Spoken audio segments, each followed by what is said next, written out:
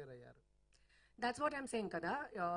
Pressure, I don't think it's really pressure. It is responsibility.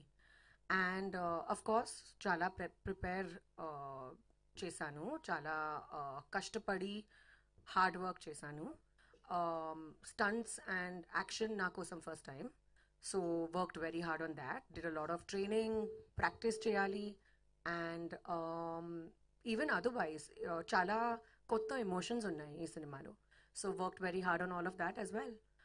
But like I said, more than pressure, I think pressure the rest of my team is taking. నా కోసం responsibility. రీసెంట్గా మీరు mother అయ్యారు, ఫిజికల్గా కూడా ఇప్పుడు action చేశారు, చాలా ఛాలెంజెస్ ఉంటాయి కదా, వాటి కోసం ఎలా ప్రిపేర్ అయ్యారు? బాగుంది కదా, బాగుంది కదా, బాగుంది. Then that's it. కాజల్ గారు హాయ్ అండి.